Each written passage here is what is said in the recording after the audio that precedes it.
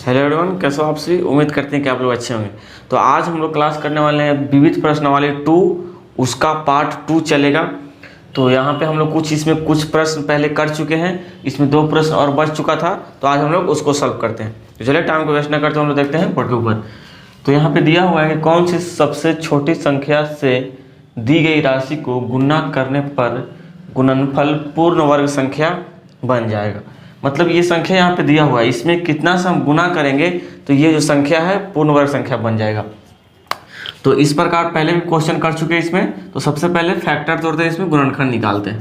तो पहले गुणनखंड निकालेंगे, 2 से नहीं रहेगा, 3 से लग जाएगा। तो 18, 3 दूना का 6, 5 तिहाई 15,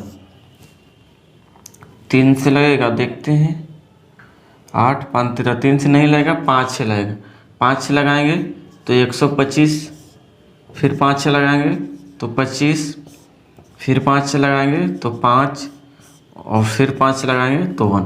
तो देख सकते हैं 1875। इसका फैक्टर कितना बन रहा है? 1 फैक्टर, 2 फैक्टर, यानी कह सकते हैं 5 के पावर स्क्वायर, 5 के पावर स्क्वायर इंटू 3। इस पर स्क्वायर नहीं है, 1 पे स्क्वायर नहीं बन रहा है। तो पिछले क्वेश्चन हम लोग देखे थे कि जिस पर स्क्वायर नहीं बनता है तो उसी संख्या से क्या किया जाता है? गुना किया जाता है। तो इस पर कितना स्क्वायर नहीं बन रहा है? 1 3 पर स्क्वायर नहीं बन रहा है। तो इसमें कितना से गुना करेंगे कि ये जो संख्या है पूर्ण वर्ग संख्या बन जाएगा। तो 3 पर स्क्वायर नहीं है, अगर इसमें एक और 3 से गुना कर दिया जाए तो इस पर भी स्क्वायर बन जाएगा। तो हम लोग कह सकते हैं कि 1875 में 3 से गुना करने पर वह संख्या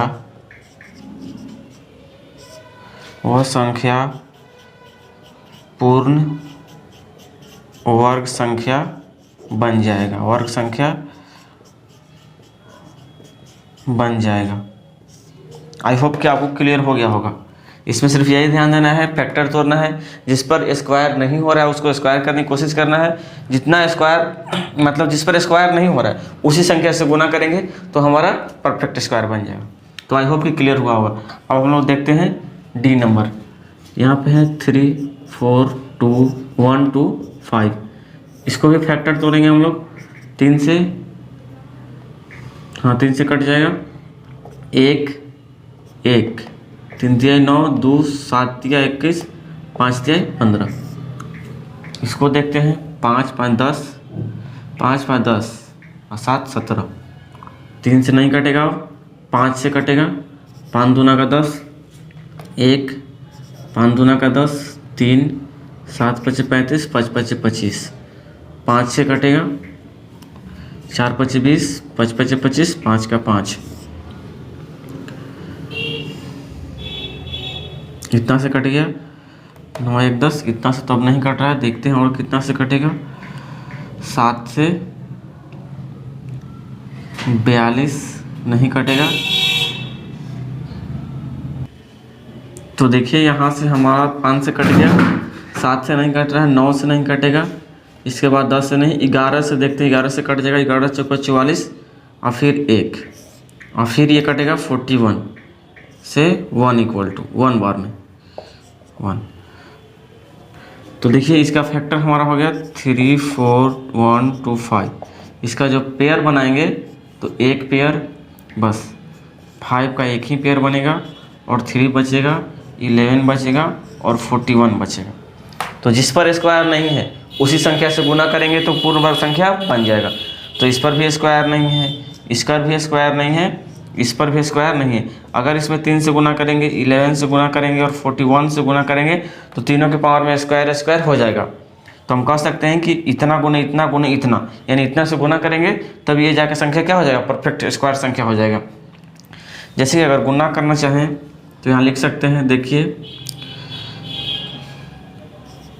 3 4 1 2, इतना में कितना से गुना करेंगे?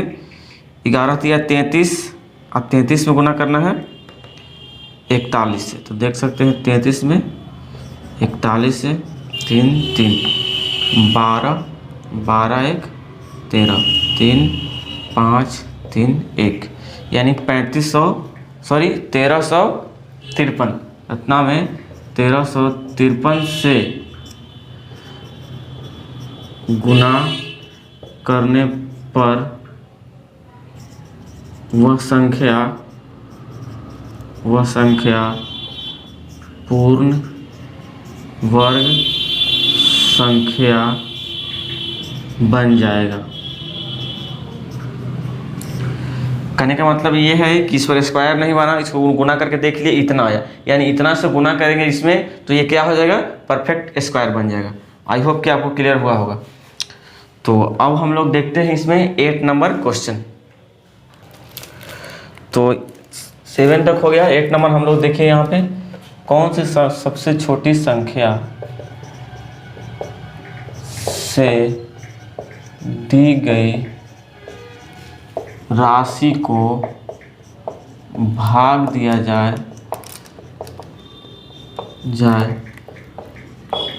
ताकि वह संख्या पूर्ण वर्ग संख्या बन जाए, पूर्ण वर्ग संख्या बन जाए। मतलब यहाँ पे कह रहा है कि कौन सी संख्या से भाग देंगे तो वो संख्या पूर्ण वर्ग संख्या बनेगी। जैसे कि यहाँ पे संख्या दिया हुआ है, ए में है 112, बी में है 726, सी में है 720 और डी में है 2535। इसमें कौन सी संख्या से भाग देंगे कि ये जो संख्या है पूर्ण वर्ग संख्या बन जाएगा। तो उसी प्रकार से पहले फैक्टर तोड़ेंगे, गुना करने के लिए बोले या भाग करने के लिए बोले, सबसे पहले फैक्टर तोड़ेंगे। तो सॉल्व यहाँ पे हम लोग कर रहे हैं आप। तो फर्स्ट को पहले लेते हैं, 112 है, इसको फैक्टर तोड़ेंगे। 2 से 5 दूना का 10, 6 दूना 12, 2 से 28 दूना 56, 2 से 14, 2 से 7 और 7 से 1। देख सकते हैं 112 का जो हमारा पेयर बन रहा है, एक पेयर 2 पेयर, यानी 2 का स्क्वायर इंटू 2 का स्क्वायर इंटू 7 बच गया। अगर ये संख्या नहीं होता तो परफेक्ट स्क्वायर बन जाता हमारा। क्या होता, परफेक्ट स्क्वायर बन जाता।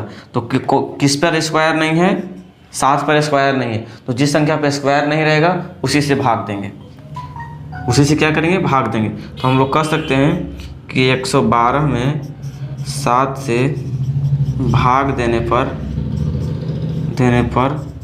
वह संख्या पूर्ण वर्ग संख्या बन जाएगा।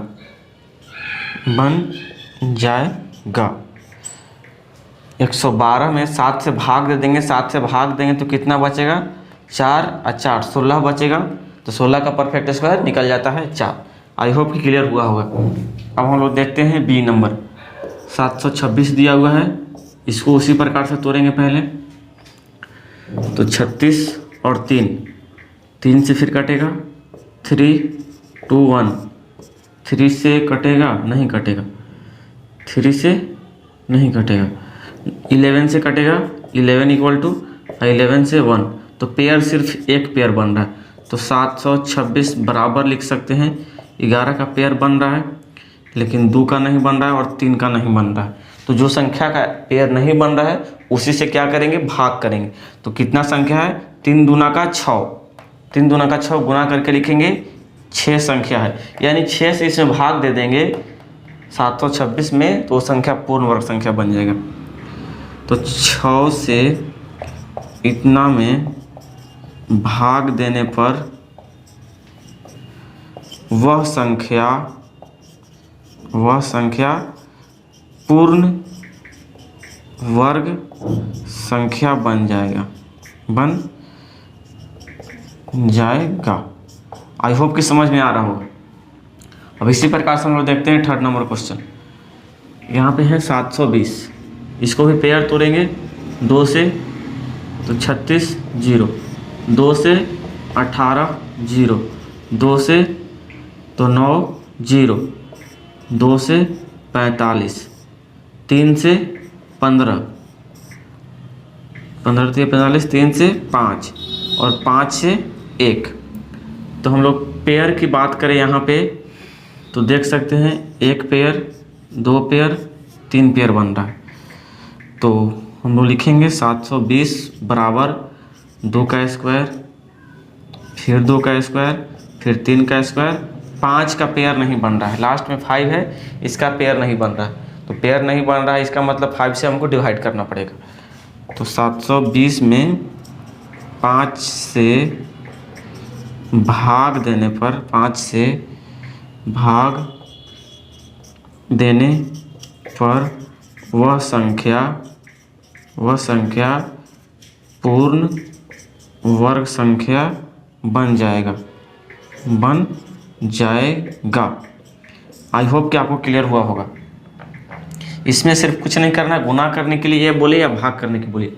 जो संख्या बच जाएगा उसी से भाग करेंगे, या जो संख्या बचेगा उसी से गुना करेंगे। तो इसमें बोला था भाग करने के लिए, तो इसमें भाग कर दें। तो आई होप कि इसमें समझ में आया होगा। अब हम लोग देखते हैं, एक और बच गया है, तो इसमें देखते हैं। तो देखिए यहाँ पे डी बच गया था, हम लोग डी कर रहे हैं यहाँ पे 2535। इसका करना है, फैक्टर तोड़ेंगे।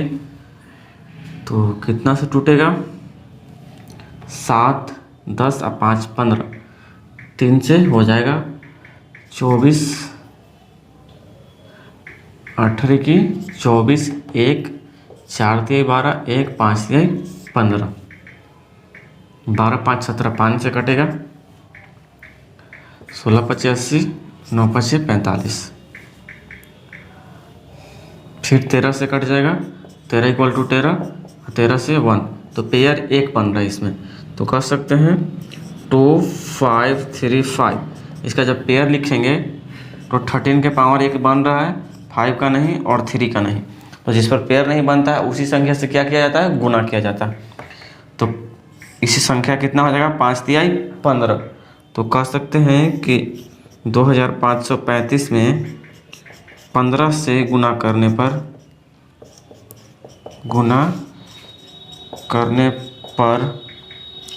वह संख्या पूर्ण वर्ग संख्या बन जाएगा। पूर्ण वर्ग संख्या बन जाएगा। इसमें जिस पर पेयर नहीं बना है उसी से क्या करेंगे? गुना करेंगे, तो वो संख्या क्या हो जाएगा? पूर्ण वर्ग संख्या। आई होप कि समझ में आया होगा। तो अब हम लोग देखते हैं इसमें नेक्स्ट क्वेश्चन, 9 नंबर का क्वेश्चन देखते हैं। तो देखिए हम लोग अब 9 नंबर का क्वेश्चन देख रहे हैं। यहाँ पे बोला गया कि वह कौन सी संख्या है, वह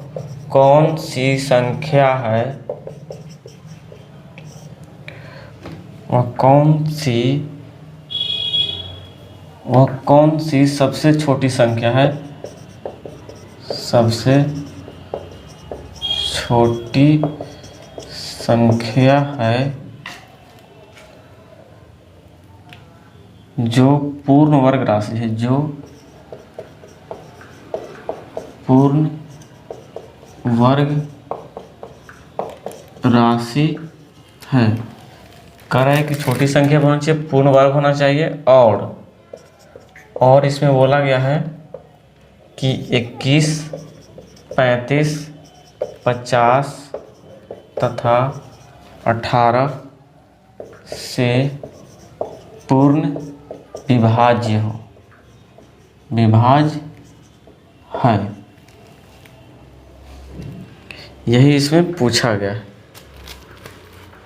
तो देखिए यहाँ पे दिया है एक सबसे छोटी संख्या बताना है और पूर्ण वर्ग जो कि इतना इतना इतना से पूर्ण वर्ग संख्या विभाज्य हो।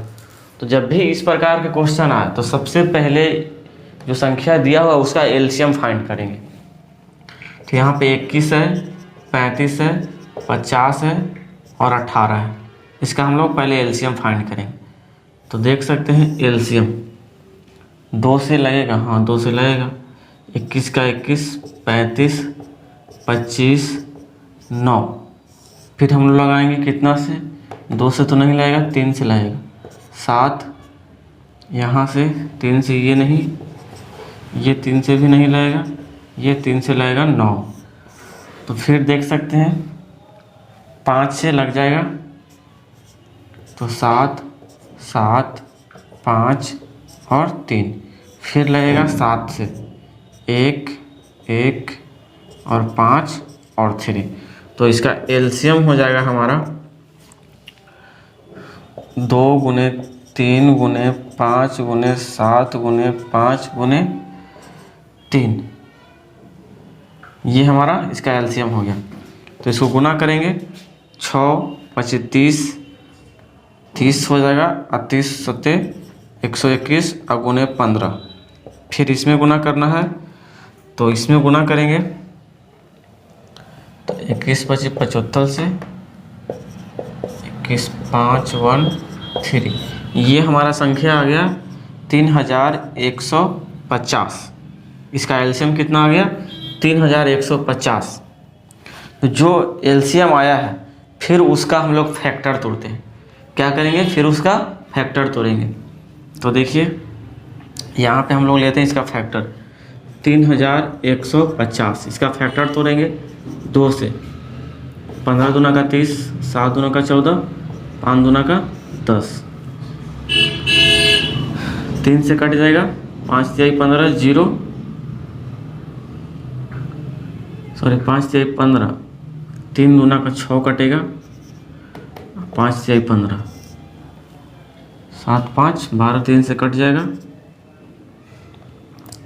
3 का 3 2, 7 तिया 21, 1 5 तिहाई 15, 3 से नहीं 5 से कटेगा, 5 तिहाई 15, 2 5 5 25, 5 से 7 और 7 से 1।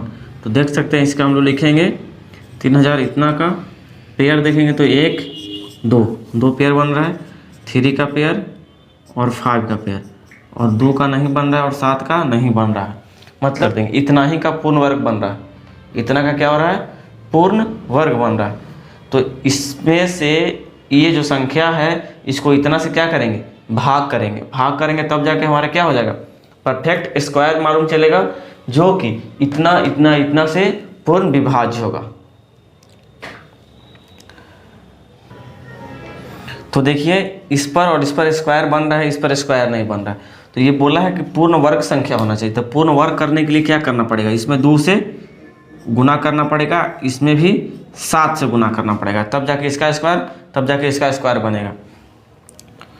तो इसमें 2 से गुना कर देंगे तो जो हमारा आएगा 3 का स्क्वायर, देख सकते हैं इधर 3 का स्क्वायर गुने 5 का स्क्वायर गुने 2 का स्क्वायर इंटू 7 का स्क्वायर।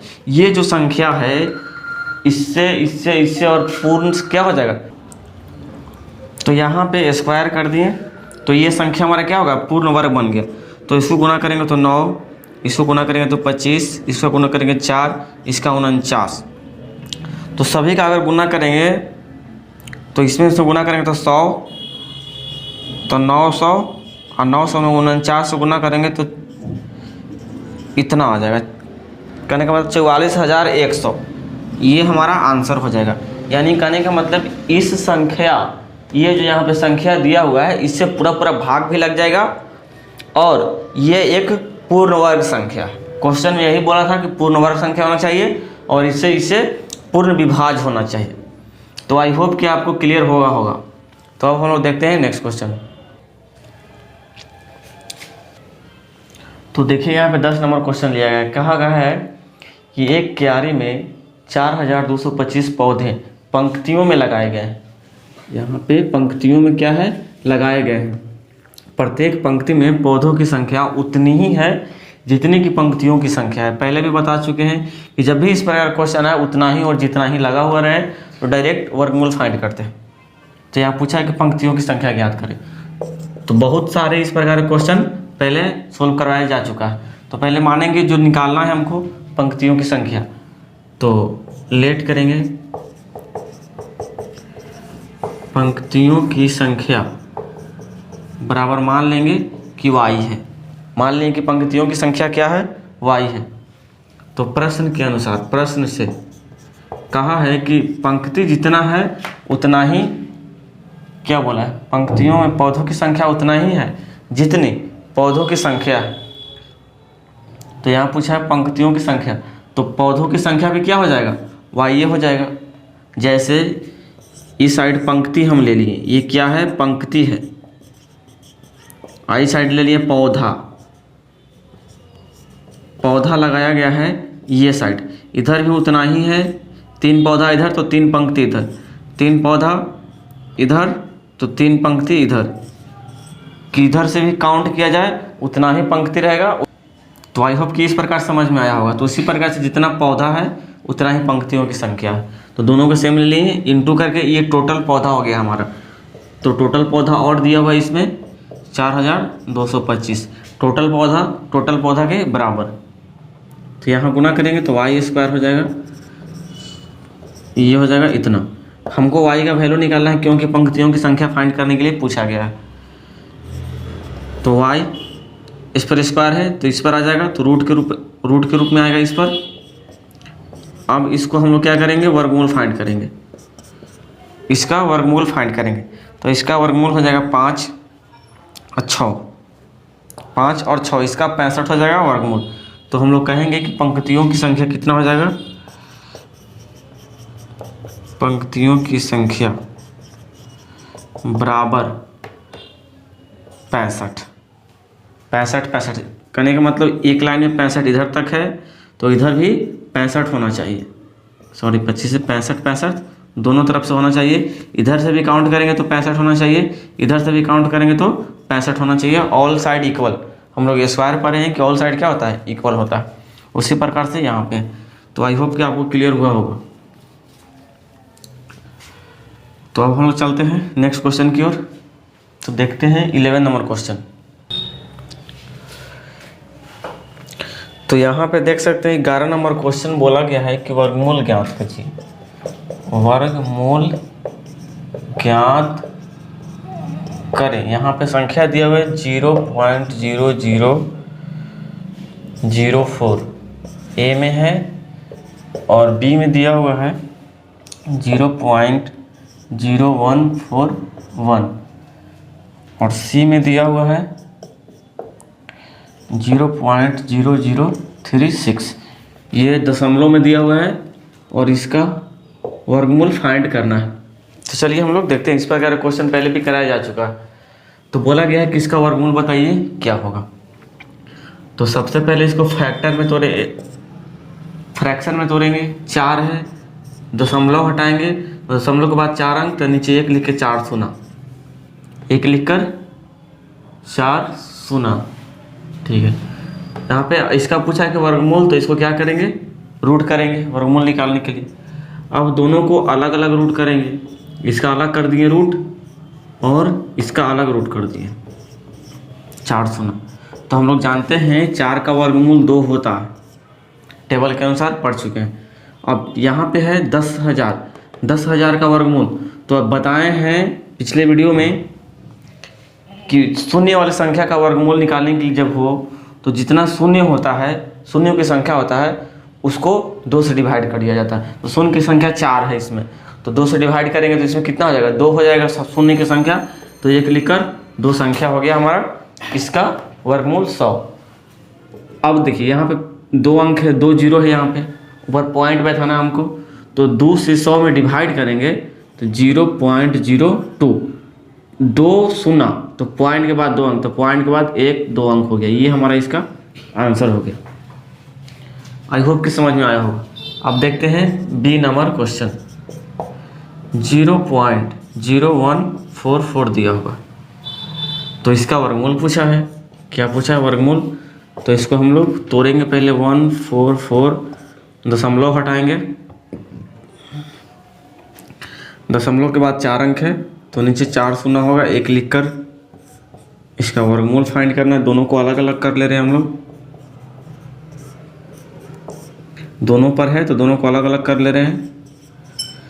तो इसका वर्गमूल हम लोग जानते हैं 12 होता है। इसका वर्गमूल हम लोग अभी देखिए यहाँ पे भी वही है, तो इसका वर्गमूल कितना, 100 हो जाएगा। इसका जब डिवाइड करेंगे 12 में 100 से, तो पॉइंट के बाद 2 अंक, पॉइंट अब 12, पहले क्या है कुछ नहीं तो 0। ये हमारा इसका आंसर हो जाएगा। आई होप कि समझ में आ रहा है। अब इसी प्रकार से हम लोग देखते हैं 3rd नंबर क्वेश्चन। दिया हुआ है 0.0, तो हम लोग 0.036, पॉइंट नहीं यहाँ पे 0 है, दशमलव है, इसका भी वर्गमूल फाइंड करना। इसी प्रकार से तोड़ेंगे तो 36, पॉइंट के बाद 4 अंक, तो नीचे 4 शून्य, 36 है तो 36 का अलग लिखेंगे रूट करके, और 10,000 है तो 10,000 का अलग रूट करके लिखेंगे। अब 36 का वर्गमूल 6 होता है, और इसका वर्गमूल देख चुके हैं सभी में यही आ रहा है, यानी 100। तो 100 से 6 में डिवाइड करेंगे तो 0.06, यानी सीधा सीधी ऐसे भी कर सकते हैं, नीचे 2 शून्य है तो पॉइंट के बाद 2 अंक, तो पॉइंट इसमें तो एक ही अंक है, तो पॉइंट के बाद 2 अंक लेना है, तो एक अंक 0 को ले लेंगे, एक अंक यहाँ पे 6 हो जाएगा आंसर। आई होप कि समझ में आ रहा होगा। ये पिछले क्लास में बताया जा चुका है। इसमें कुछ और क्वेश्चन है तो उसको अब हम लोग लेते हैं। तो देखिए इसमें कुछ और क्वेश्चन डी और ई यहाँ पे लिया गया है, इसका पूछा वर्गमूल ज्ञात करें। तो सोल्व करते हैं हम लोग डी का। तो 144/289 वर्गमूल पूछा है, तो रूट चढ़ाएंगे दोनों के ऊपर, तो दोनों को अलग अलग यहाँ पे कर ले रहे हैं हम लोग। नहीं भी कर सकते हैं, कर भी सकते हैं। तो इसका जब स्क्वायर निकालेंगे, वर्गमूल निकालेंगे तो 144 का 12 होता है, टेबल से इसका होता है 17। ये हमारा इसका आंसर हो गया।